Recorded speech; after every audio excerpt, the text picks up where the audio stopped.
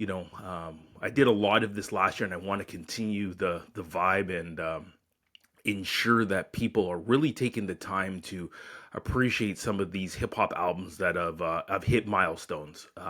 So we did it was the 50th year of hip hop, and last year there was a ton of albums from Midnight Marauders to 36 Chambers to Doggy Style to 93 Till Infinity that all kind of hit the 30-year milestone. We have another slew of albums that are hitting that milestone. So one that I got in my hand, and I still remember the day that I bought it. Jeru's Sunrises in the East. So this is his debut album.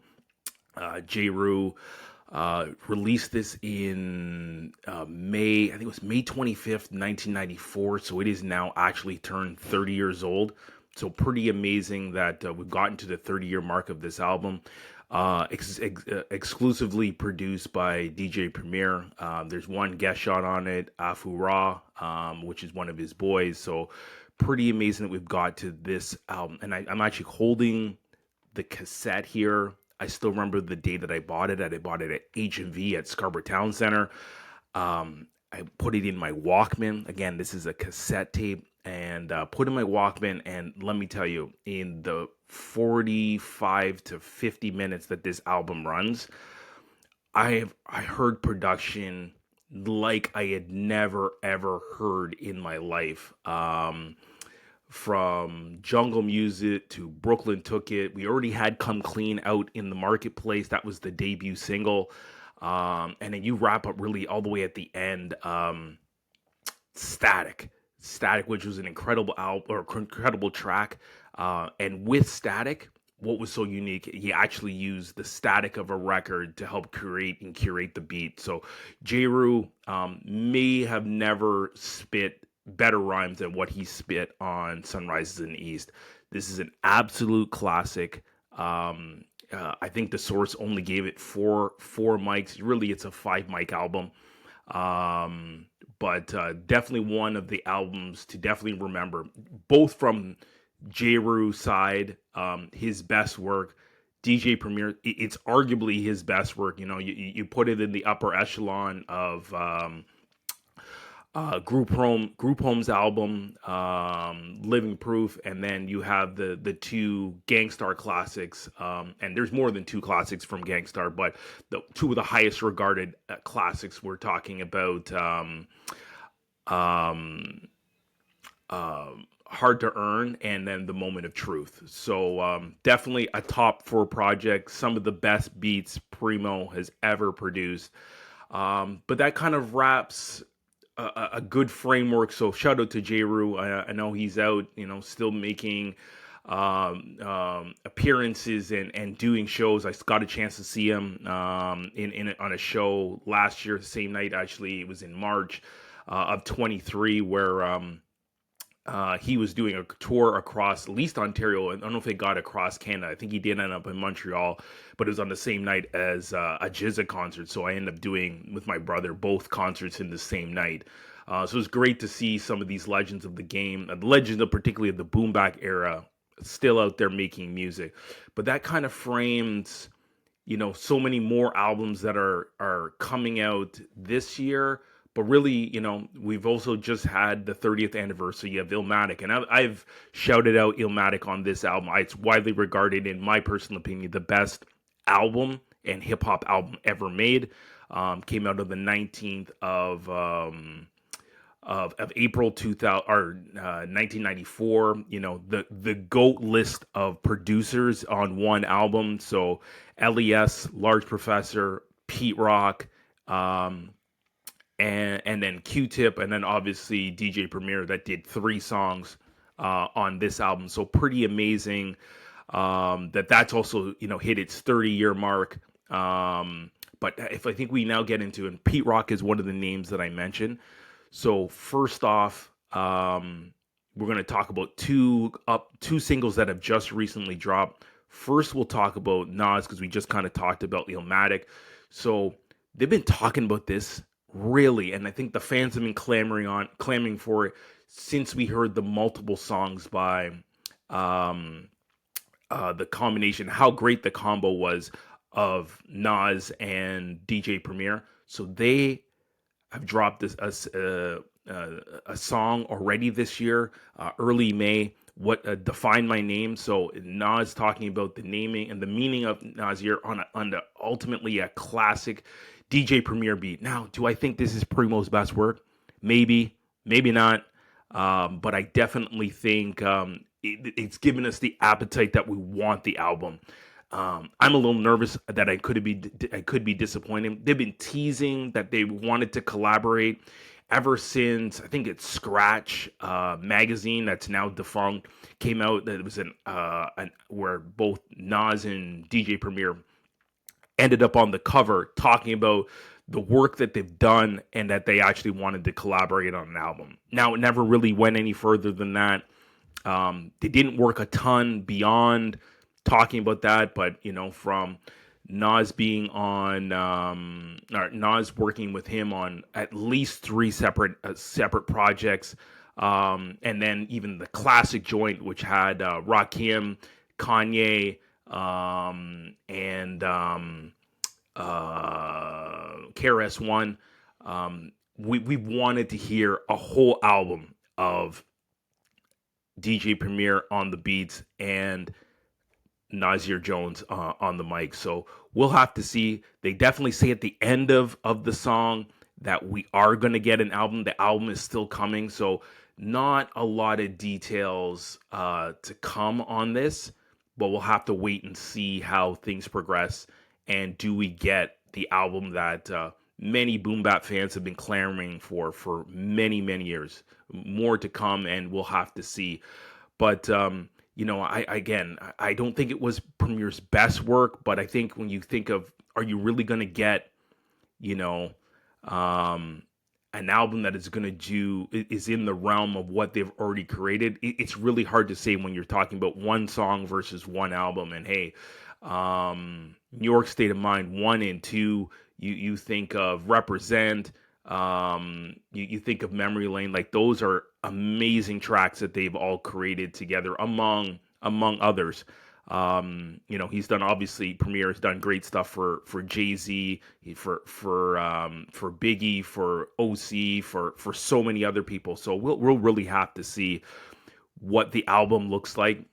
And I think I'm trying to hold judgment and not just judge off the one single, but if that's the single, maybe that's what they were feeling at the moment and they wanted to get out there. So we'll see if really that particular piece of music is the piece that stands the test of time. So we know Premier out of Houston worked a ton with Gangstar, worked with the whole Gangstar Foundation. Again, he branched off and worked with other people. Nas, straight from Queensbridge, affiliations with Mobb Deep, and is a student of G-Rap. You hear it in his rhymes. And Nas has made 18 albums, I think, officially, coming off an amazing 3-year run, 6-album run with Hit Boy.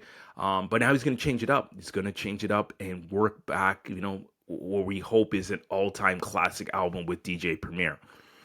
So that's touching on that project that is now on the horizon. But, let's flip the script. And this one, on the flip side, and I did mention on one of the producers on Illmatic, was Pete Rock. Now, there's been some talk that, and Nas mentions it, I think on KD2 or maybe it was KD3, that he mentions that Pete Rock was trying to sue him for not enough money that he's acquired from royalties and so forth from Illmatic, and he did The World Is Yours. Again, an all-time classic on the Illmatic album. But it's interesting. We now have Pete Rock along with Common, to a very unusual combination. Obviously Pete Rock, for those that know him, maybe you don't, Pete Rock started off as a radio DJ, was heavily obviously influenced by hip hop, but soul and R&B from his parents, from the 60s and 70s, and became a DJ, linked up with CL Smooth. So Pete Rock and CL Smooth became a group. They had an EP, all called All Sold Out. Creator is one of the original Creator is on there. That track is one of my favorite Pete Rock and CL Smooth songs of all time. Then they flip over, they do Mecca and the Soul Brother. And Troy, otherwise known as Troy, Way They Reminisce Over You, is arguably one of the greatest sounding and all-time classic hip-hop songs that we've ever heard. And they proceeded then to go on in 94, make the main ingredient. So that's, again, another album that's going to be celebrating 30 years. I don't know if we'll see a tour. I don't know if they'll get back in the booth, because I think things didn't end so well between the two of them. So it'll be very interesting to see how things transpire, in 2024, if we see a reunion of Pete Rock and CL Smooth. But Pete Rock has gone to make his own projects, work with tons of artists, Soul Survivor 1, Soul Survivor 2, among other projects. He's worked with I. He's worked with so many different artists. But now, hearing Common, who's on the flip side, he's from Chicago. So, he was your typical backpack rapper in the early 90s. Can I Borrow a Dollar was his debut album.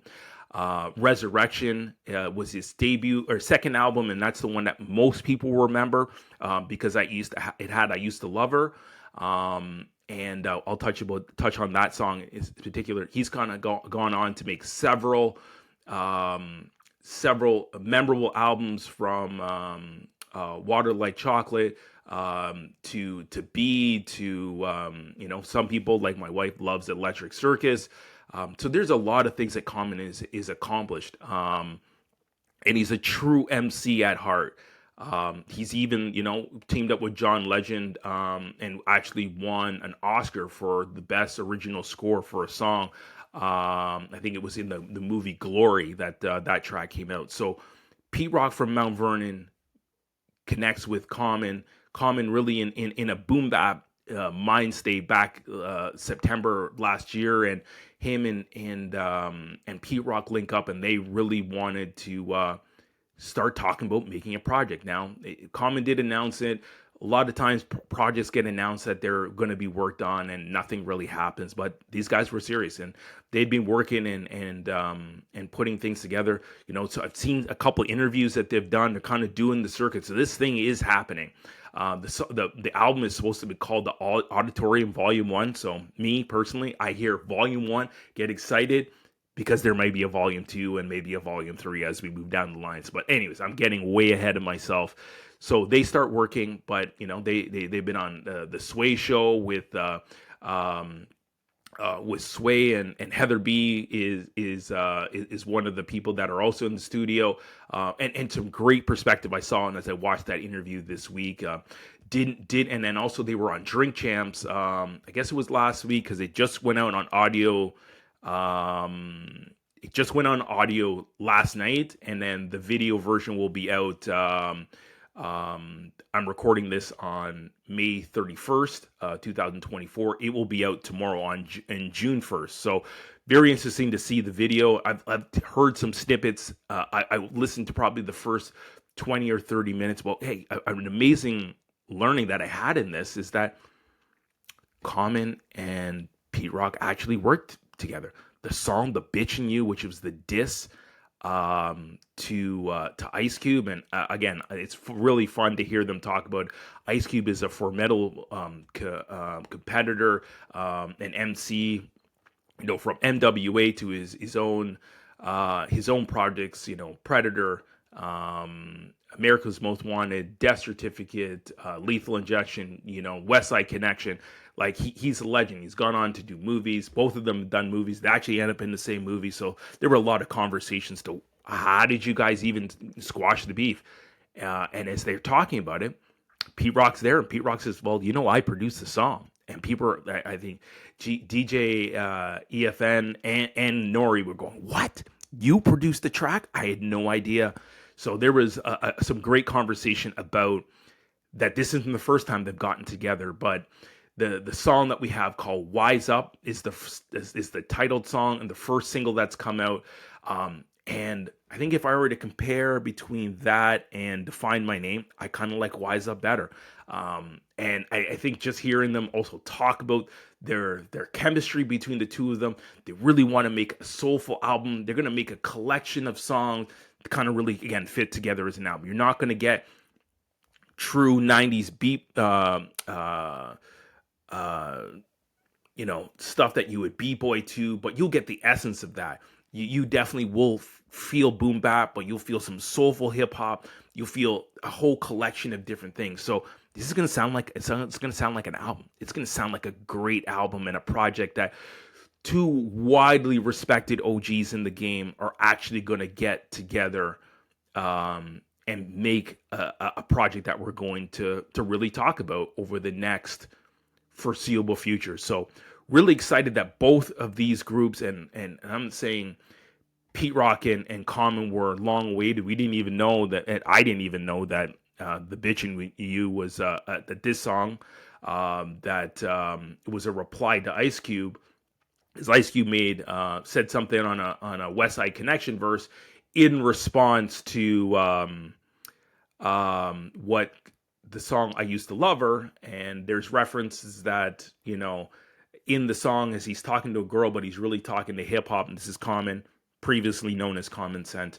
He's really talking about going to LA and how the music is changing, and if you go to LA, you'll go get your money, and this is that was the rise of the West Coast Renaissance, if you want to call it, in terms of hip hop. Then there were already great artists out there like E40 and Quick, and obviously NWA, but this brought all of Death Row Records along with it, along with other types of West Coast hip hop. We got Rascas, we got Saphir, we had Dell, we obviously had Souls of Mischief, we had Alcoholics, King T made another album. So there was a whole rise of West Coast music and what it sounded like, and some amazing things that were out there. So the song "The Bitchin' You," a scathing diss. I wouldn't say it's the best diss song of all time, but it was great to hear Common how he felt like he had to stand up for himself. It felt he had to be out there and really put it down and put some words together, to reply to Ice Cube. But fast forward now, both Common and Cube are good. They've been in a movie, Barbershop. They've been in a movie. They've been able to squash the beef. I didn't realize that Minister Farrakhan had to come in and squash the beef, because this is really on the heels of not only Tupac dying, but also Biggie dying, and they wanted to make sure that this was going to stay on wax, and the beef just needed to be settled. No different than probably some of the executives at and I can't remember the record label that Drake is under. I want to say Interscope Records. I could be wrong, but I'm sure record executives had to step in between Kendrick and Drake and say, "Hey, we need to kind of end the beef in its same capacity, and how do we now move on to that?" So, here we are. They're making an album. Again, the Auditorium Volume 1. It's what it's called. It's classic Pete Rock production.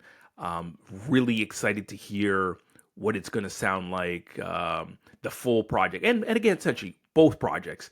I think there's so many different routes, and both MCs are great, not only great storytellers, but have the ability to paint pictures. And it was cool even to hear Common on the interview with on Drink Champs. And again, I only heard the part of it. It's 4 hours long, so you definitely have to dive in and really hear the entire thing. But there's references like when Illmatic came out, and again, it's 30 years old, to really hear how Nas was able to paint a picture. Nori shares that he was in jail when he first heard Illmatic, and to hear that the picture that these words could paint is a skill that very few have. But not only does Nas have it, but we know that Common can do the same thing. So it should really be a very special project that the two of them are about to put together and collaborate on. So we'll have to see how it goes. We'll have to really see what both projects sound like. And again, for boom bap heads and lovers of new music, particularly in the hip hop realm, this is really something for us to look forward to. So again, Wise Up is the new single from Common and Pete Rock, and then Define My Name is DJ Premier and playing the boards, and we have Nas on the mic. So some exciting things. And again, I'm going to try and go back and do some more of these albums. I kind of touched on two today: Sunrises in the East, which I have here on tape. If those are watching on YouTube, as well as Illmatic that have celebrated anniversaries 30 years deep in the last couple months. But we got OC coming. We have obviously Common's Resurrection album, among many other albums. Ready to Die is another one that will come out in September. I will have to show some love. Although it wasn't a great album, but I think, although he's no longer here, Craig Mack gave us maybe the single of the entire year in 1994 in Flavoring Year. And forget about the remix, and forget about, the things that we're here about Puff and Bad Boy right now, and the crazy things that were going on behind closed doors. But Craig Mack definitely needs his love and his respect, and obviously he gave us an anthem that we're still playing in many hip hop sets, warming up for concerts and other venues. So shout out to Craig Mack, rest in peace. But that's it from Sneaks, Rounds, and Life. So touching on Wise Up and Define My Name, two boom bap tracks that are now out and circulating. Be very interesting to see when I go back and review each of these albums after they release. And then shout out to Jeru on Sunrise in the East. 30 years is pretty amazing, along with Illmatic. Sneaks, Rounds, and Life, we out.